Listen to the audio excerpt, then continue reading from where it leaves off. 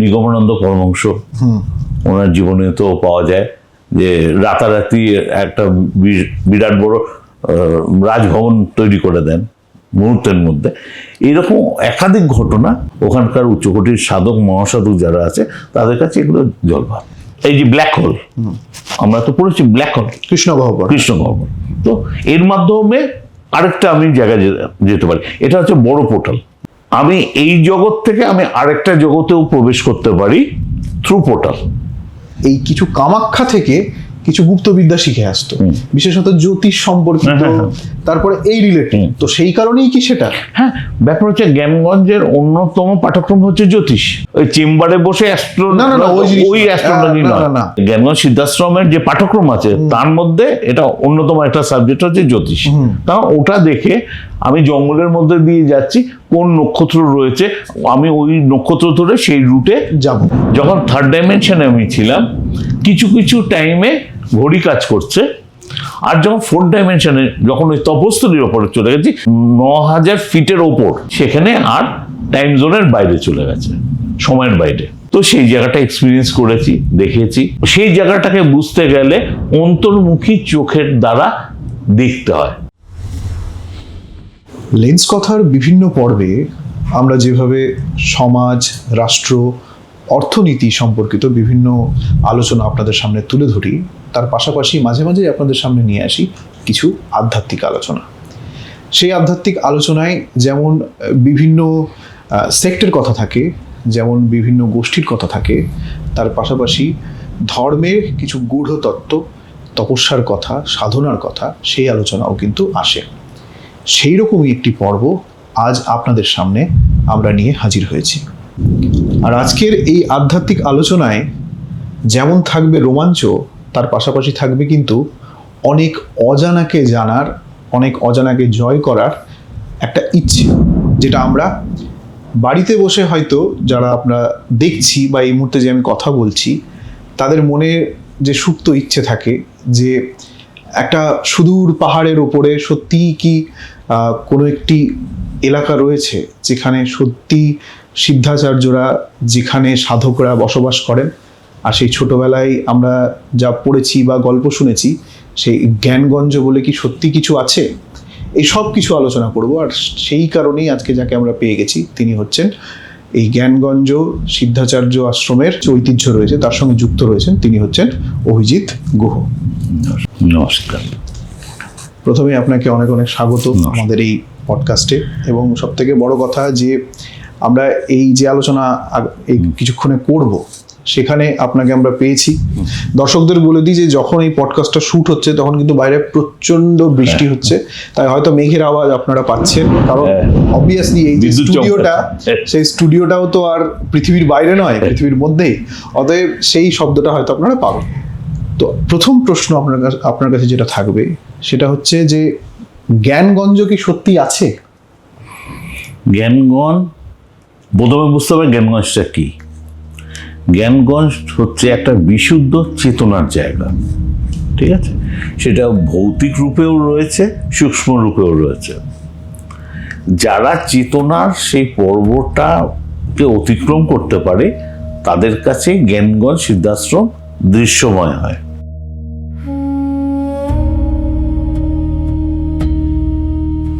যখন দৃশ্যময় হয়, তার একটা ভৌতিক জায়গার একটা ভূখণ্ড তৈরি হয়, তাকেই আমরা জ্ঞানগঞ্জ বা সিদ্ধাশ্রম বলা হয়।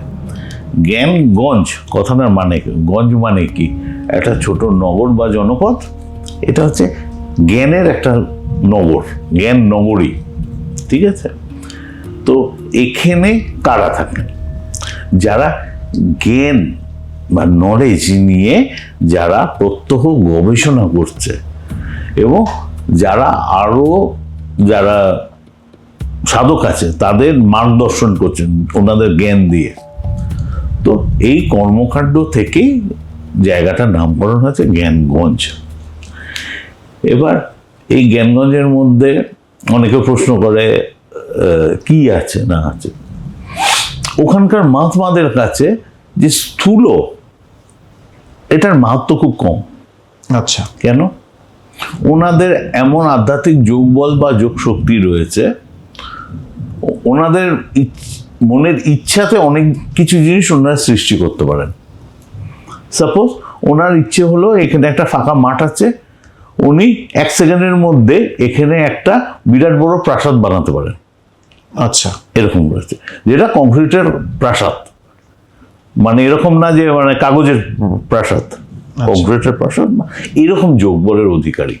তার বিভিন্ন বর্ণনাও বিভিন্ন জায়গায় পাওয়া যায়, যেমন নিগমানন্দ পরমহংস ওনার জীবনে তো পাওয়া যায় যে রাতারাতি একটা বিরাট বড় রাজভবন তৈরি করে দেন মুহূর্তের মধ্যে।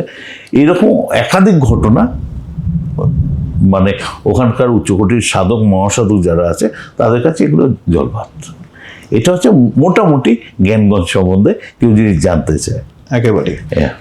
আপনারা যারা আমার আরেকটি চ্যানেলের দর্শক, তারা জানেন যে কদিন আগেই আমি রোড ট্রিপ করে গেছিলাম হচ্ছে তাওয়াং, অরুণাচলের। সেই তাওয়াং সম্পর্কেও শুনেছি যে সেটা নাকি, সেখানেও নাকি একটি 14,000 ফুটের উপরে সেখানেও নাকি একটি জ্ঞানগঞ্জ আছে। তো এই যে এক একটা জায়গা জুড়ে এরকম একটা রয়েছে যে ওই জায়গায় জ্ঞানগঞ্জ আছে, তো এই জায়গাগুলো তো আমরা দেখতে পাই না। আমরা যাই, আমরা পাহাড় দেখি, মেঘ দেখি, তাহলে এই জ্ঞানগঞ্জের অবস্থানটা ঠিক কোথায়? এখানে মানুষের মধ্যে একটা, আমি বলবো একটা জ্ঞানের সঠিক জ্ঞান নেই।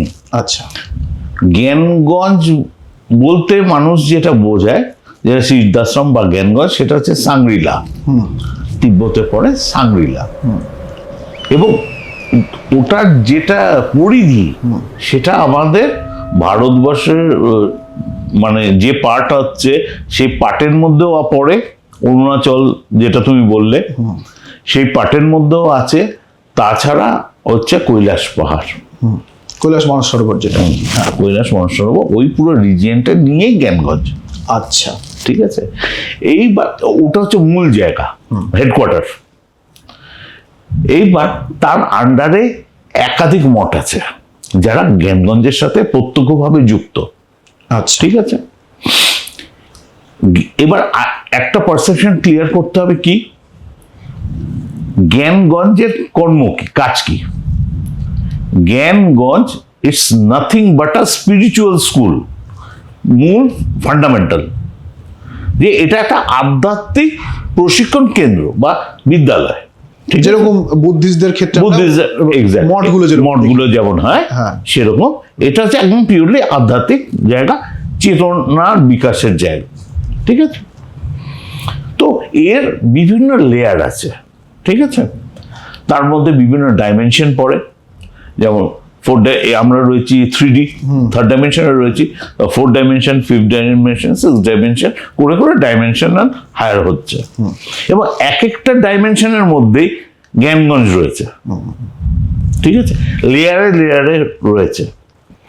তাহলে জ্ঞানগঞ্জ আমাদের 3D ওয়ার্ল্ডেও রয়েছে। আচ্ছা, আমাদের এই ওয়ার্ল্ডেও রয়েছে জ্ঞানগঞ্জ।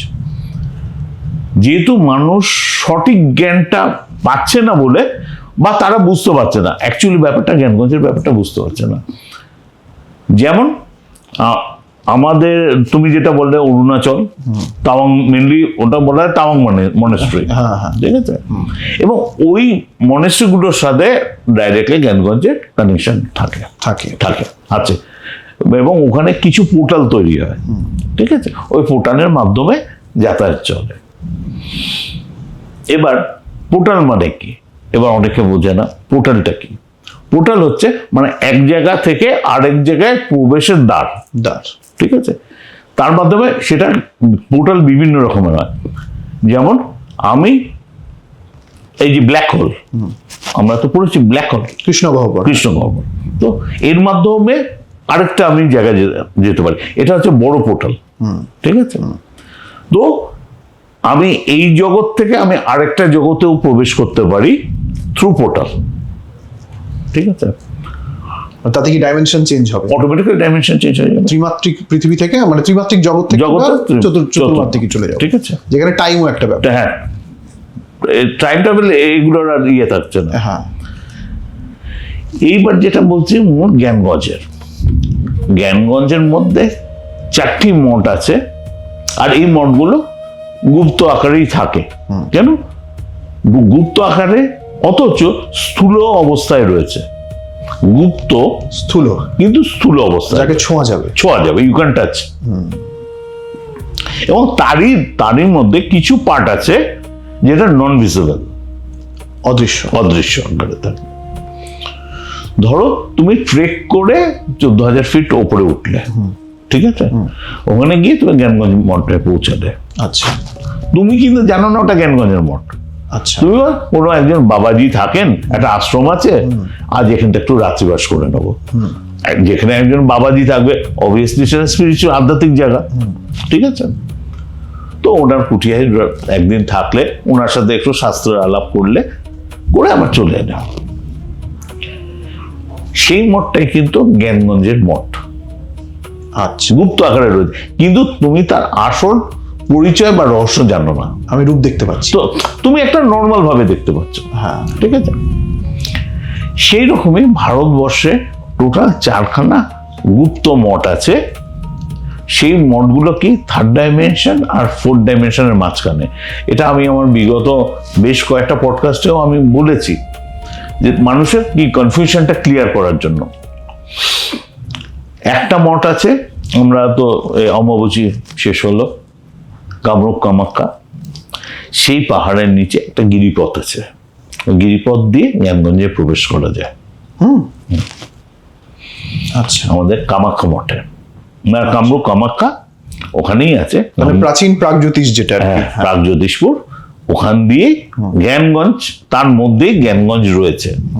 ওখানে জ্ঞানগঞ্জে কি যোগী পুরুষদের শেখানো হয়, আরো হায়ার এডুকেশন তৈরি করা। ওখানে কিন্তু পুঁথিগত কোনো শিক্ষা নেই, বই পড়ে কোনো শিক্ষা নেই, ঠিক আছে। ওখানকার জ্ঞানটা অন্যরকম, আত্মচেতনার জ্ঞান, ঠিক আছে। সেই জ্ঞানের বিভিন্ন ট্রেনিং দেওয়া হয়।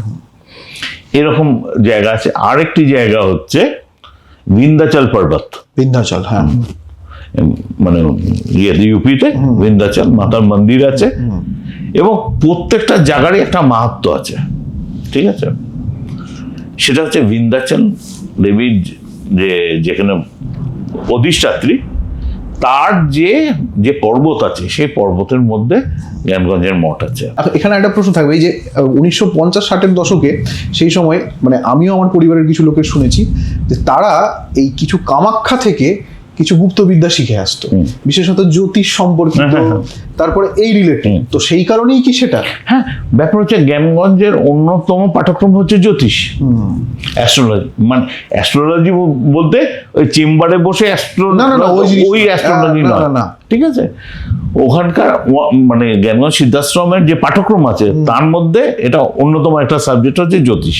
কারণ ওটা দেখে আমি জঙ্গলের মধ্যে দিয়ে যাচ্ছি, কোন নক্ষত্র রয়েছে, আমি ওই নক্ষত্র ধরে সেই রুটে যাব, মানে দিকটা বোঝার জন্য এইভাবে প্র্যাকটিক্যাল যেটা আগেকার প্রাচীনকালে সবাই জ্যোতিষটা জানতে হতো এগুলো চেনার জন্য, শুকতারা এখন কোন জায়গায় আছে সেটা দেখে নিয়ে আমি সেই পথে যাত্রা, মূলত গণনা, ঠিক আছে। তো এটা একটা পার্ট। তাছাড়া বায়ু বিজ্ঞান আছে, নক্ষত্র বিজ্ঞান আছে, সৌর বিজ্ঞান রয়েছে, চন্দ্র বিজ্ঞান রয়েছে, একাধিক কোর্স করানো হয়। মানে সাধারণ দর্শকদের বোঝানোর জন্য এটাকে কোর্স বলেই বলছি, ঠিক আছে। এগুলো এক একটা সাধনা, ঠিক। এইবার দুটো মঠের কথা বললাম। 3 নম্বর মঠটা হচ্ছে তোমার, যেটা হচ্ছে পাঞ্জাবের, যেটা হরিয়ানা, যেখানে হচ্ছে কুরুক্ষেত্র, যেখানে কুরুক্ষেত্রের যুদ্ধ হয়। ওটা তো ওখানেও কিছু পাহাড়ি জায়গা আছে, সেখানেও জ্ঞানগঞ্জের মঠ আছে, ঠিক আছে। ফাইনালি আরেকটা জ্ঞানগঞ্জের মঠ আছে, সেটা দ্রোণাগিরি পাহাড়ে। আচ্ছা, দ্রোণাগিরি পাহাড়টা হচ্ছে মহাবতার বাবাজি মহারাজের সাধন ক্ষেত্র। ওখানেই যোগীরাজ শ্যামাচরণ লাহিড়ী মহাশয়কে, যে জার্নিটা তোমরা শুনেছো, অটোবায়োগ্রাফি অফ যোগীতে আছে, সব জায়গাতে আছে, যে লাহিড়ী মহাশয়কে এখানে ক্রিয়াযোগের দীক্ষা দেন মহাবতার বাবা। ওখানে সেই পাহাড়ের মধ্যে একটা পাটে মহাবতার বাবাজির গুহা আছে, যেখানে বসে উনি সাধনা করতেন, ঠিক আছে। এবং এখন গুহাটা সংস্কার করা হয়েছে, আগে এটা সংস্কার করা ছিল না। এবং ওই গুহার পেছন দিকে আরো এগিয়ে গেলে ওই টাইমের কথা বলছি, যেটা আমি আমার গুরুজির কাছ থেকে ইনফরমেশন পেয়েছি। আপনার গুরুজি মানে? আমার জ্ঞানগঞ্জেরও গুরুজি রয়েছে। আচ্ছা। আর বাস্তবিক যিনি গুরুদেব হচ্ছেন উনি শিবেন্দু লাহিড়ী মহাশয়, আচ্ছা, যিনি যোগীটা শ্যামাচরণ লাহিড়ীর পৌত্র। হ্যাঁ। এবং আমার ওই লাহিড়ী বাবার গৃহেতে কাশিতেই আমার দীক্ষা হয়। আচ্ছা, ওই গৃহেতেই এবং শ্যামাচরণ লাহিড়ী মহাশয়ই একমাত্র সব থেকে বেশি বোধহয় এই জ্ঞানগঞ্জের প্রতি আলোকপাত করেছিলেন। না, জ্ঞানগঞ্জের উপর আলোকপাত করেন সবার আগে গোপীনাথ কবিরাজ এবং বিশুদ্ধানন্দ পরমহংস। ঠিক আছে। এবং একটা দর্শকরা শুনলে অবাক হবে, অনেকে তো বারাণসী ঘুরতে যায়। আচ্ছা, বারাণসীর পার্টটা পরে আসি, আগে এটা কমপ্লিট করে নিই। ঠিক, হ্যাঁ। কারণ ওখানে অনেক কিছু বলার আছে। তো আরেকটা যেটি মঠ হচ্ছে সেটা হচ্ছে দ্রোণাগিরি পাহাড়। এবং দ্রোণাগিরি পাহাড়ের ওপর জ্ঞানগঞ্জে আরেকটি মঠ আছে, সেটা হচ্ছে 8,800 ফিট ওপরে। ঠিক আছে। এবং সৌভাগ্যক্রমে সেই মঠে আমি থাকার যোগ্যতা পেয়েছি। আচ্ছা। এবং সাধনা করার যোগ্যতা পেয়েছি।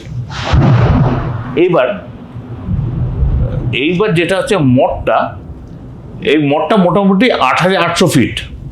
ঠিক আছে। জঙ্গলের রাস্তা সেই করে, মানে কিছু জায়গা প্রায় 90 ডিগ্রি হয়ে আছে, মানে খুব কষ্টকর করে করে সাধারণ মানুষ পৌঁছাতে পারবে না এমন না। যে কষ্ট সহ্য করতে পারে সে কিন্তু পৌঁছে যাবে জ্ঞানগঞ্জ মঠে। ওখানে গিয়ে কি দেখবে?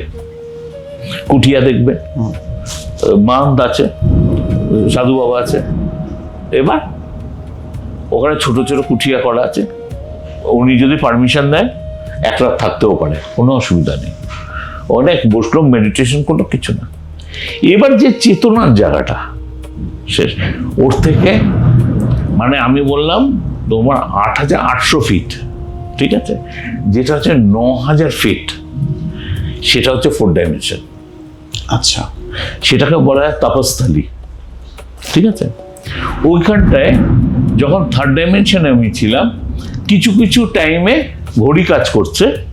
আর যখন 4th ডাইমেনশনে, যখন ওই তপস্থলীর ওপরে চলে গেছি, যেটা 9,000 ফিটের ওপর, যখন ওই জায়গায় চলে গেছি, সেখানে আর টাইম জোনের বাইরে চলে গেছে, সময়ের বাইরে। তো সেই জায়গাটা এক্সপিরিয়েন্স করেছি, দেখেছি, উপলব্ধি করেছি। এবং সেই জায়গাটাকে বুঝতে গেলে অন্তর্মুখী চোখের দ্বারা দেখতে হয়। যতক্ষণ আমরা 4th ডাইমেনশনে রয়েছি, আমরা চোখ খুলে দেখছি, চোখের একটা লিমিটেশন আছে। ধরো 600 ফিট, 800 ফিট দেখতে পায়, একটা লিমিটেশন আছে। কিন্তু অন্তর্মুখী চোখের তো কোনো লিমিটেশন নেই। তাই তো। তার দ্বারা সেই চোখ এবং নিজের চেতনার দ্বারা তখন জ্ঞানগঞ্জের যেটা অদৃশ্যময় জায়গা, সেটা তার চোখের সামনে রিভিল হয়। বুঝতে পেরেছি। তো এই যে জ্ঞানগঞ্জে যখন কেউ প্রবেশ করবে, তো সে কি নিজের মানে স্থূল শরীর নিয়ে প্রবেশ করতে পারবে? আমি তো ওটাই বলছি, আমি তো নিজে প্রবেশ করেছি স্থূল শরীর নিয়ে। আচ্ছা। এইবার এই জায়গাতেই অনেকের মনে প্রশ্ন, সেটা আজ তোমার চ্যানেলে ক্লিয়ার করে দিয়ে যাচ্ছি। স্থূল শরীর, ঠিক আছে, আমি স্থূল শরীরে 4th ডাইমেনশনে প্রবেশ করেছি। আচ্ছা। বিয়ন্ড টাইম জোন আমি প্রবেশ করি। এবং আমাদের ভারতবর্ষে একাধিক জায়গা আছে যেগুলো টাইম জোনের বাইরে। আচ্ছা। ঠিক আছে। এই যে আমরা কেদারনাথ যাই, কেদারনাথ তো সবাই যাচ্ছে, ইউটিউব সব জায়গায় কেদারনাথের ডিটেলস পাওয়া যায়। কেদারের ওপরের ঘাটিতেই তো 4th ডাইমেনশন। বদ্রীনাথের ওপরের যখন যাবে, ওখানটা তো 4th ডাইমেনশন। তারপর মোনাগ্রাম, এগুলো সব 4th ডাইমেনশনাল পকেট রয়েছে। মানুষ জানে না। এই কারণে এই কনফিউশনগুলো তৈরি হয়। মানুষ যখন জানতে পারবে এবং যারা চেতনার জায়গাটাকে বিকাশ ঘটাতে পারবে, তখন তারা অটোমেটিক্যালি এই যে এনার্জি বা ঊর্জার সাথে ওনারা সব কানেক্ট হতে পারবে, যে কোনো মানুষ। কিন্তু তার ভেতর সেই আধার থাকাটা খুব জরুরি।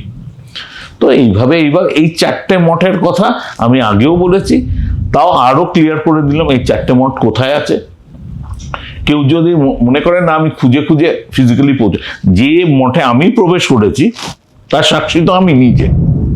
ঠিক আছে, কিভাবে সেই মঠে যাওয়া যায় সেটাও আমি বলে দিয়েছি। মানে পরবর্তীকালে আমরা যেহেতু গুরুপদে রয়েছি, আমার 4 জন শিষ্য শিষ্যা ছিল যাদের আমি পাঠিয়েছি ওখানে। এবার এটা খুব মজার কথা, এবার কিছু মানুষের মানসিকতা হচ্ছে যে জ্ঞানগঞ্জ, এবং অনেকে মেসেজ করেছে যে নেক্সট আবার কবে আপনারা যাচ্ছেন। মানে তাদের চিন্তাধারাটা হচ্ছে জ্ঞানগঞ্জ হচ্ছে 3 night 4 days এর একটা প্যাকেজ বা ট্রাভেল এজেন্সি। একটা ট্রাভেল এজেন্সি যে আমি খুলেছি, যে 3 night 4 days এর আমি একটা প্যাকেজ বলে, হ্যাঁ চলো চলো জ্ঞানগঞ্জ ঘুরে আসি। মানে এবার এই ধরনের মানসিকতা নিয়ে যারা থাকে তাদের জ্ঞানগঞ্জ বোঝানো খুব মুশকিল। এটা হচ্ছে মূল জিনিস। তো জ্ঞানগঞ্জ প্রবেশ করতে গেলে নিজের ভেতর আগে তৈরি হতে হবে, তবেই দৃষ্টিতে আসবে, নয়তো দৃষ্টিতে তো আসবেই না। তুমি পাহাড় পর্বত দেখতে পাবে, আর কিছু দেখতে পারবে না। তোমার যখন খালি অন্তর্মুখী দৃষ্টিতে তুমি যখন তাকে সাক্ষী রূপে দেখতে পাবে, তখনই তো তুমি তার প্রবেশ পাবে। আচ্ছা, তাহলে এখানেই আমার প্রশ্ন থাকবে আপনার কাছে, যে আমরা তো সবাই নিজেদের সংসার জীবনে ব্যস্ত থাকি, তো আপনি ঠিক কবে এই ব্যাপারটা জানতে পারলেন বা কবে এই বিষয়ে এলেন আর কি? দেখো, আমার লাইফ জার্নিটা বড়, এবং এটা অ্যাকচুয়ালি এই একটা শরীরের না, এটা দুটো শরীর মিলিয়ে। আচ্ছা, টোটাল যদি আমার লাইফ জার্নিটা তোমরা মানে অন্য চ্যানেলেও আছে, নতুন করে বলবো না, ওটা অনেক বড় পার্ট। মানে দুটো সোল একসাথে রয়েছে, ঠিক আছে, মানে টুইন ফ্লেম। সেটা একটা অনেক বড় লেন্দি হয়ে যাবে, এবং ওইভাবে আমার জার্নিটা শুরু। এবং ধরো এই শরীরের, আমি বলবো এই শরীরের মধ্যে, এবার তুমি যদি বলো যে দাদা আপনি কত বছর সাধনা করেছেন যে আপনি জ্ঞানগঞ্জে প্রবেশ পাচ্ছেন, বা ওই মহাত্মারা আপনার সাথে অ্যাক্সেস করেন, আপনি ওনাদের সাথে যুক্ত, ওনাদের নির্দেশে আমাকে কাজ করতে হয়। তো এই শরীর তেমন আমি মনে করি এমন কিছু করেনি, ঠিক আছে। সর্বমোট মিলিয়ে ধরো আমি 15 থেকে 17 বছর সাধনা করেছি, ঠিক আছে। আমার বর্তমান যা বয়স, তার থেকে যদি সাধনা, যে আপনি কত বছর সাধনা করেছেন, তো সাধনা করেছি 16 থেকে 17 বছর আমি সাধনা করেছি। বিভিন্ন মার্গে সাধনা করতে হয়েছে, প্রথমে তন্ত্রমতে করতে হয়েছে, তারপর আরো বিভিন্ন পদ, অনেক গুরু এসছে জীবনে যাদের দ্বারা ওনারা শিখিয়েছেন বিভিন্ন রূপে। এবং কিছু কিছু আমার ঘটনা আছে, অন্য পডকাস্টেও বলেছি, আমাকে ডেকে বিভিন্ন টেকনিক শিখিয়ে দেওয়া হচ্ছে, ঠিক আছে। বারাণসীর ঘাটে একটা ঘটনা আছে যে আমাকে ডাকলেন একজন পৌর, ডেকে ক্রিয়ার বিভিন্ন সিক্রেট টেকনিক, সেগুলো আমি জানি না, তখনও জানি না আমি, সেগুলো আমাকে শেখানো হলো।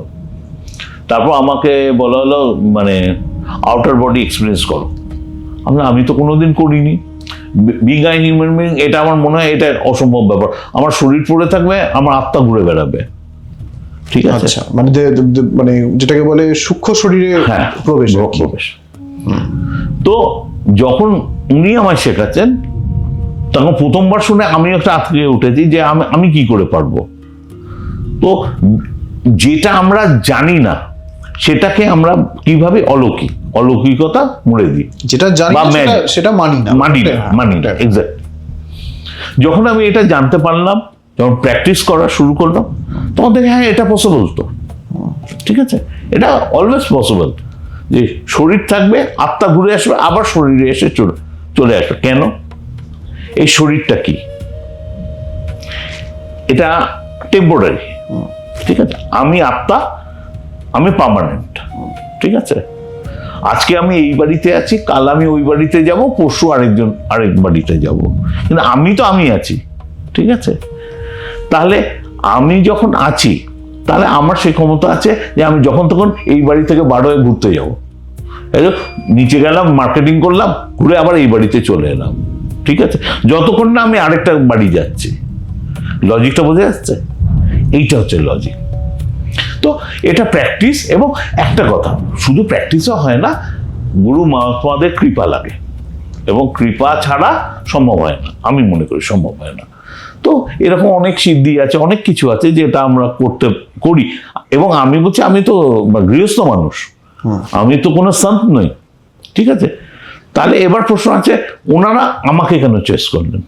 ঠিক আছে, শুধু দর্শকরা হয়তো জানে না, তখন আমার মতো আরো অনেকে আছে যাদের জ্ঞানগঞ্জ সিদ্ধাশ্রমের সাথে ওনারা যুক্ত। আচ্ছা। এবং সমাজের মানে বলতে গেলে বেশ বড় প্রোফাইলে ওনারা কর্ম করেন। মানে কেউ হয়তো কোনো কোম্পানির একটা সিও, ঠিক আছে, উনি জ্ঞানগঞ্জ সিদ্ধাশ্রম পরম্পরার সাথে উনি যুক্ত হয়ে আছে। কিন্তু যখন উনি অফিসে ঢুকছেন, যেমন নর্মাল অফিসের কাজ, কর্পোরেট কাজ উনি করছেন, এবার যখন বেরিয়ে বাড়ি গেলেন, এবার ভেতরে গিয়ে ঘরের মধ্যে বসে গেলেন, উনি ওনার নিজের জগতের মধ্যে চলে গেলেন। সেটা তো বাইরের লোক জানতে পারছেন না, ঠিক আছে? এবং এই বিদ্যাগুলো আমরা গুপ্ত আকারে করি। এবার প্রশ্ন আসে যে দাদা আপনি তাহলে অনেকগুলো পডকাস্ট চ্যানেলে তাহলে কেন এলেন? প্রথমত আমার এর পেছনে আমাদের কোনো উদ্দেশ্য থাকে না, আমাদের একটাই উদ্দেশ্য থাকে, মানুষ জ্ঞানগঞ্জ গুরু পরম্পরাটাকে জানুক, সেখানকার নলেজ যাতে জানুক। তখন মানা চাইছেন, কিন্তু মানুষের শরীর, মন, মানসিকতা আপ টু ডেট হয়নি যাতে ওই লেয়ারে প্রবেশ করতে পারে। ওনাদের যেটা সংঘ আছে তাকে বলে অমর জ্যোতি সংঘ। আচ্ছা। ওখানে সব অমর আত্মারা থাকেন। আচ্ছা। ঠিক আছে, সে অমর আত্মার মধ্যে অবিয়াসলি লাহিড়ী বাবা আছেন, আনন্দময়ী মা আছে, তোমার যুক্তেশ্বর গিরি মহারাজ রয়েছেন। তো এরকম প্রচুর অমর আত্মা নিয়ে ওনারা থাকেন। এবং ওনারা যখন সূক্ষ্ম শরীরে কোথাও যান, মানে আমার সৌভাগ্য আছে একবার দর্শন করার। ওনারা তো ভৌতিক আকারে যান না, ওনারা তো সূক্ষ্ম রূপে রয়েছে, মানে তেজপূর্ণ একটা বলয়, ঠিক আছে? আর তার চারিপাশে জোনাকির মতো এই অমর জ্যোতি সংঘ জ্বলতে থাকে। জ্বলতে থাকে। তো ওনারা বায়ুমার্গে বিভিন্ন জায়গায় যান গিয়ে।